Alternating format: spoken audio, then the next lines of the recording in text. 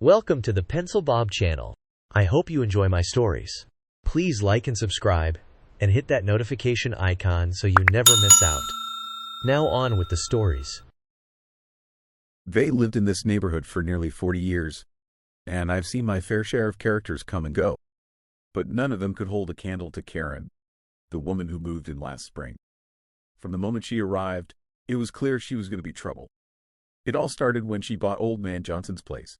Poor old Johnson, he'd lived there for nearly 50 years before passing on. His house wasn't much to look at, but it had character, you know.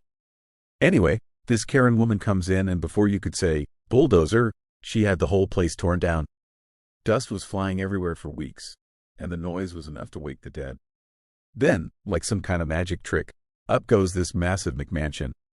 I'm talking 3 stories, all glass and weird angles, with a garage big enough to park a yacht in. It stuck out like a sore thumb, I tell ya.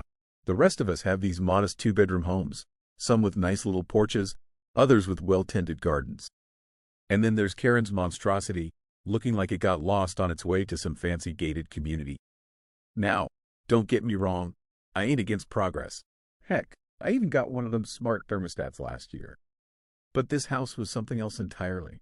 It was like she was trying to turn our quiet little street into Beverly Hills or something. I half expected to see movie stars and their little yappy dogs prancing up and down the sidewalk. It just didn't fit, you know, like trying to squeeze a watermelon into a pickle jar. But that was Karen for ya, always trying to make everything bigger and better, whether we wanted it or not. I remember the day she came knocking on my door. She had this fake smile plastered on her face, but her eyes were cold as ice. "Hello, I'm Karen, your new neighbor," she said, extending her hand.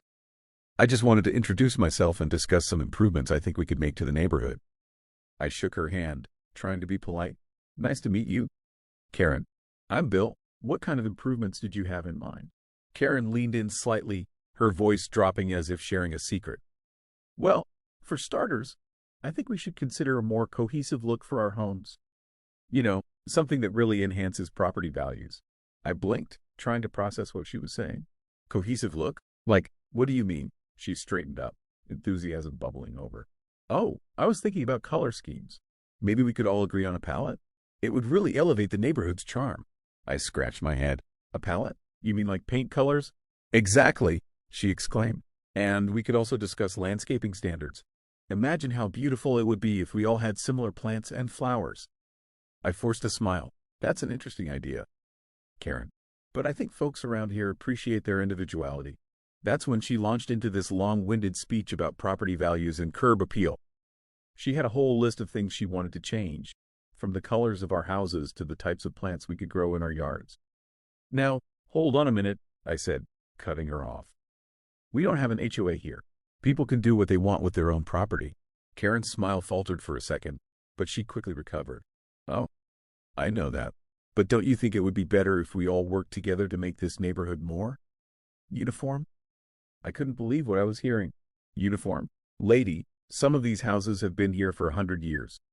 They've got character. But think of the property values," she insisted. "If we all followed the same guidelines, we could increase the value of everyone's homes." I tried to explain to her that even though a lot of the houses in the neighborhood were 75 to 100 years old, nothing here qualified as historical. That's why she was allowed to tear down the house on her lot and build a new one. But that didn't mean everyone else had to change. Karen just couldn't seem to wrap her head around the idea that she couldn't control everything. Over the next few weeks, I watched as she went from house to house, trying to impose her will on the neighborhood. One day, I was out mowing my lawn when I heard shouting coming from across the street. It was Karen, having a go at the Thompsons because their kids were playing in the front yard. "This is a respectable neighborhood," Karen was yelling. "Children should be seen and not heard." Mrs. Thompson, bless her heart, wasn't having any of it. "They're children, for heaven's sake. They're supposed to play and make noise." "Well, I won't stand for it," Karen huffed. "I'll be calling the police if this continues." I turned off my mower, wiping sweat from my brow. Mrs. Thompson shot back. "Go ahead. Call them. They'll tell you the same thing. Kids are allowed to play outside." Karen's face turned red. "Not at this volume. It's disrupting the peace." "Peace? It's 2 in the afternoon," Mrs. Thompson exclaimed. "If you want silence, maybe you should move to a retirement community." "How dare you?" Karen sputtered. I have rights too. You know? Mrs. Thompson crossed her arms. So do my kids. The right to be kids. I shook my head, thinking this neighborhood drama was getting out of hand, but I couldn't help but chuckle. The police had better things to do than respond to calls about kids playing. But Karen didn't stop there. Oh no, she was just getting started. Next, she started complaining about cars parked on the street in front of her house. I was chatting with Ted, my next-door neighbor, when Karen stormed up to us, her face red with anger. Whose car is that? She demanded, pointing to a sedan parked across from her driveway.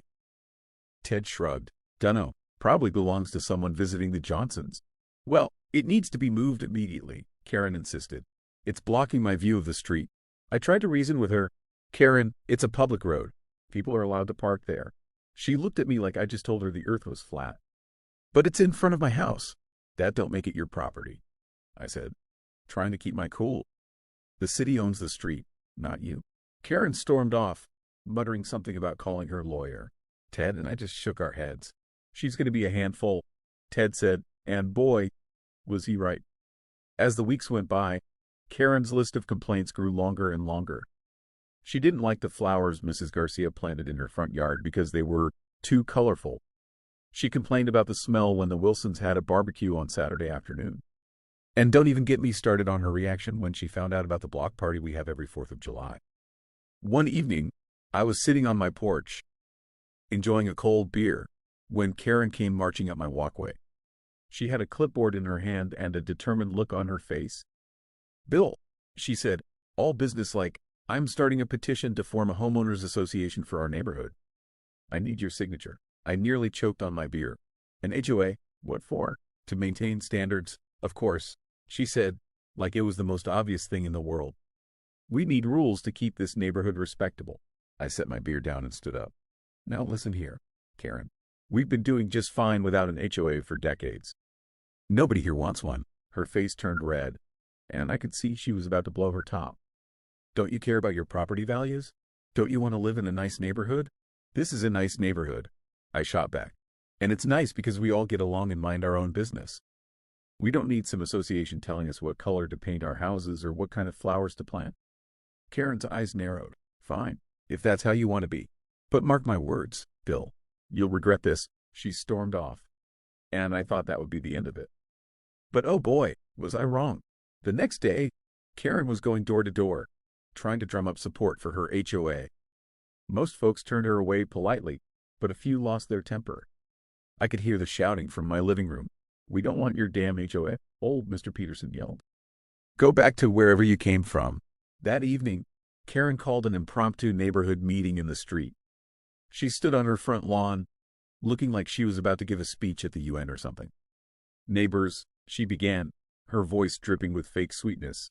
I'm disappointed in your lack of vision. An HOA would benefit us all. Since you can't see that, I'm left with no choice.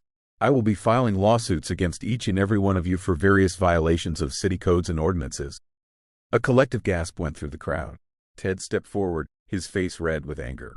You can't do that. We haven't done anything wrong. Karen's smile turned cold. Oh, but I can. And I will, unless, of course, you agree to form an HOA and follow my rules. I'd had enough. I stepped up next to Ted and faced Karen. Now you listen here. Karen, you go ahead and file those lawsuits. But you should know that we've got several lawyers living right here in this neighborhood. They've already offered to help us fight any frivolous lawsuits you might throw our way.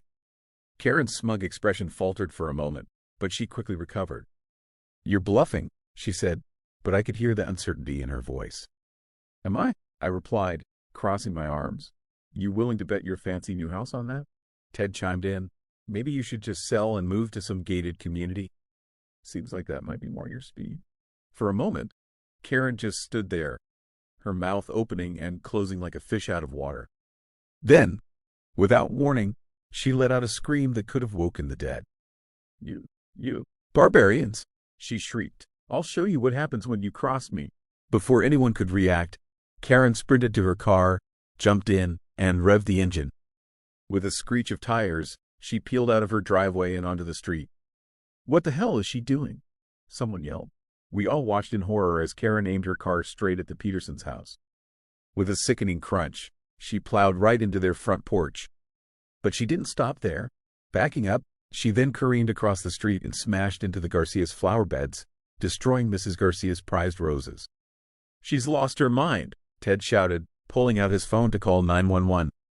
Karen kept going, zigzagging down the street, crashing into cars, mailboxes, and anything else in her path. It was like watching a pinball machine, only with a lot more property damage. Finally, after what seemed like an eternity but was probably only a few minutes, Karen's car gave up the ghost. It sputtered to a stop right in the middle of the street, smoke pouring from under the hood.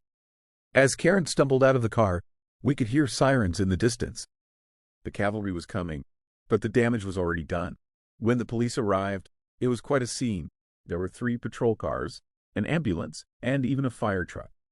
Karen was sitting on the curb, muttering to herself, while the rest of us tried to explain what had happened. Officer Johnson, who I've known for years, approached me first.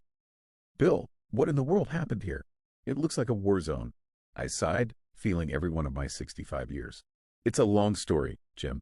But the short version is, our new neighbor there," I pointed at Karen, "didn't like how we run things around here and decided to throw a tantrum." Jim raised an eyebrow. "A tantrum? This looks more like a demolition derby." "Yeah, well, she's not exactly playing with a full deck, if you know what I mean," I said. While Jim was talking to me, his partner was trying to interview Karen. I couldn't hear everything, but what I did hear was interesting.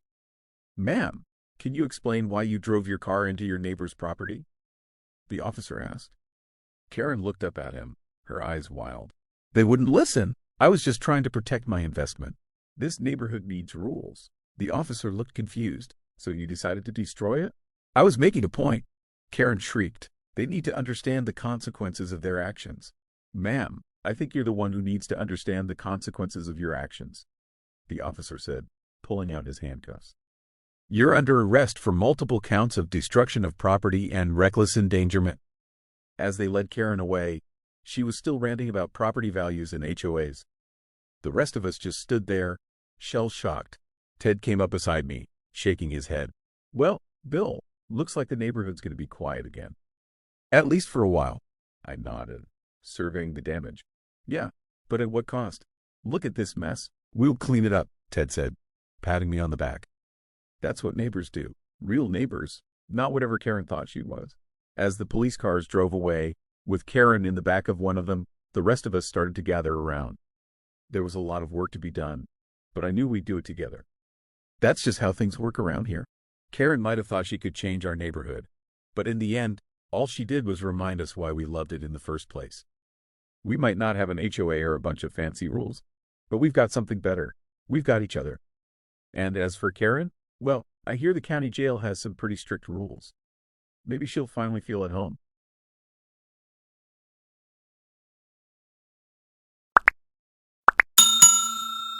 I would like to thank you for watching the video to the end. To encourage us to make more videos, please like, subscribe, comment, as well as share. Check out this other video if you haven't already.